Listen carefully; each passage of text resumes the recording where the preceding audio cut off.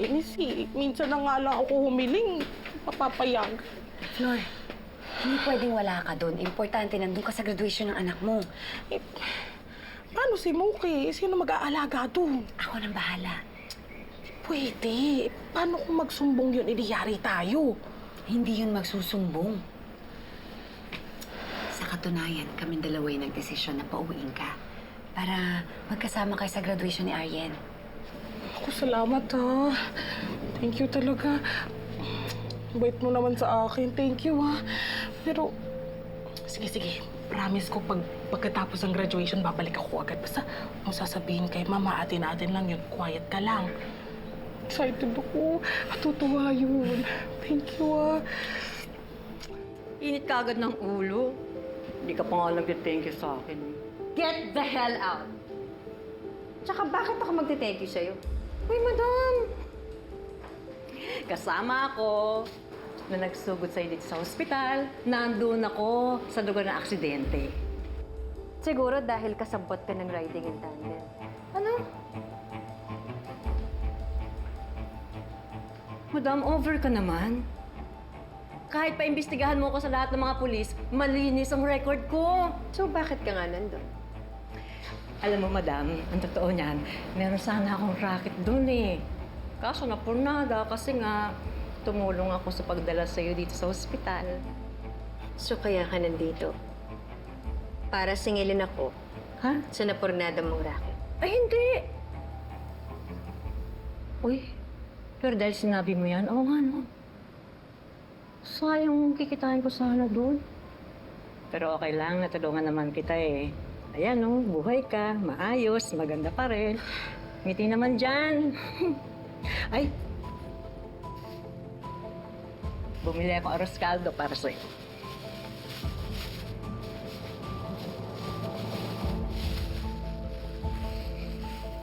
Sarap, ano? Mukha ba akong kumakain ng basura? Ay, grabe siya. Madam, pinili ko to dyan sa kantin ng hospital. Malinis ito. Pero alam mo, madam, grabe. 120. Ang mahal, di ba? Tuloy, 80 pesos na lang ang pera ko. Gosh. Are you here to extort money from me? Yung money gets ko, yung extort, ano po ibig sabihin nun? Manghuhut-hot, Ay, manginiki, hala. makangwarta.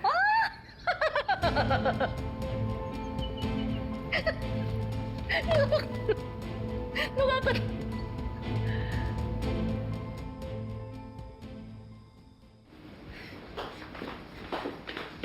Oh, saan ka pupunta? Tinext kita.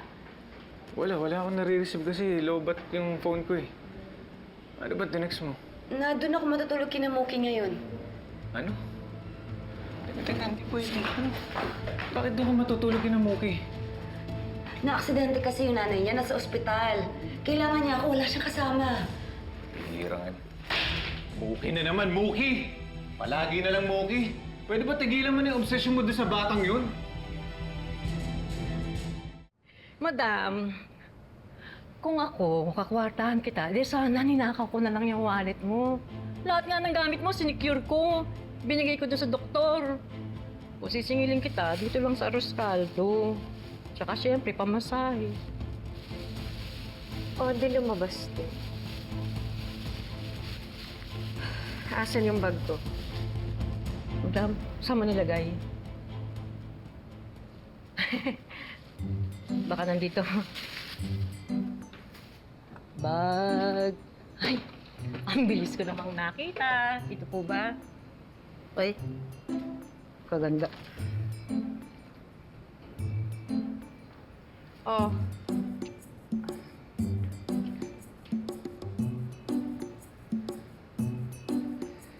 Baka mahuli ka niya. Kailangan ako ni Mookie.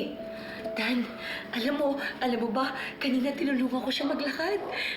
Ang saya ko kasi ang saya-saya niya. Emma. Bakit? Hindi na ba kita napapasaya? Ano ka ba? Siyempre napapasaya mo ako. Mabuti kang asawa. Pero siyempre iba pa rin yung pakiramdam na parang... Na ano? Na parang ina ka? Eh, mawala namang masama dun eh. Kung talagang anak mo si Mookie. Kaya lang hindi, di ba? Alam mo, nangyari na sa atin to kay Baby Samantha. Kaya nga sinasuggest ko sa'yo na mag-ampun na lang tayo para kung may mamahalin ka, may aalagaan ka, at least yun anak natin yun! Madam, wala po akong pansukli dito. Eh di ba yun naman yung gusto mo?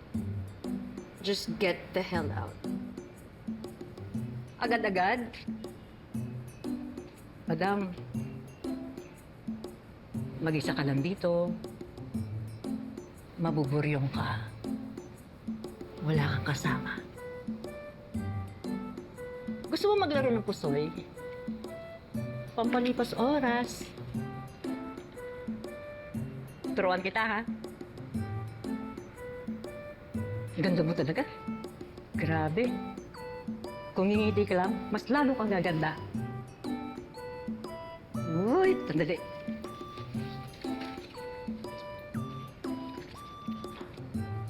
Madali lang to, madam.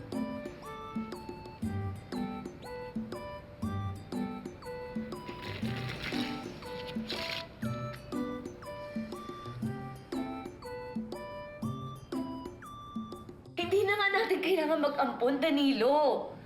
Masaya na ako na napaparamdam ko kay Mookie yung pag-aaruga ko bilang ina na hindi niya nararamdaman sa nanay niya. Sana naman maintindihan mo yun. Hindi ko maintindihan!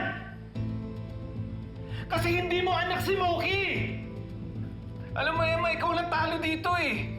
Dahil kahit kailan hindi ka magiging ina ni Mookie. Ba't na huli ikaw lang mahihirapan? Nag-aalala lang ako sa'yo! Hindi ko iniisip yung hindi pa nangyayari. Ang importante yung ngayon. Kailangan ako ni Mookie! Emma! Hoy, Emma, mag-usap tayo! Bitawan mo nga ako! Kailangan nga ako ni Mookie! Ano